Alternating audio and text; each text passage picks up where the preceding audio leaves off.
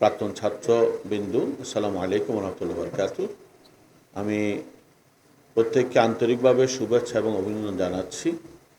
আমরা দেখি বাংলাদেশে বিভিন্ন প্রতিষ্ঠানে লেখাপড়া করে কেউ নিজেকে ডাবিয়ান, কেউ নিজেকে ছবিয়ান, এভাবে গর্ববোধ করে। আলহামদুলিল্লাহ, আমাদেরও গর্ববোধ করার একটা জায়গা আছে, সেটা হলো আমরা হলো জামিয়ান।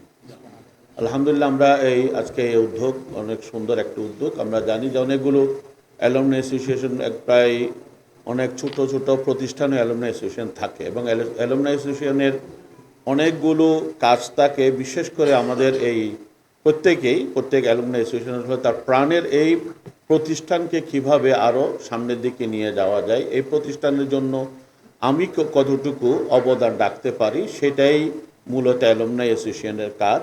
তো আমরা ইনশাল্লাহ সবাই, যেহেতু দীর্ঘদিন পরে হলো আমরা একত্রিত হয়েছি এবং এই প্রতিষ্ঠানের সাথে যারা সংশ্লিষ্ট, আলহামদুলিল্লাহ বাংলাদেশে একদম সর্বোচ্চ পর্যায় থেকে শুরু করে বাংলাদেশে ছড়িয়ে ছিটিয়ে আছেন, সবাই যদি একত্রিত হন তাহলে ইনশাল্লাহ আমরা আমাদের এই জামিয়ার জন্য, প্রাণের এই প্রতিষ্ঠানের জন্য আমরা কিছু করতে পারবো, এই আশা ব্যক্ত করে আমি শেষ করছি। আসসালামু আলাইকুম ওয়া রাহমাতুল্লাহি ওয়া বারাকাতুহু।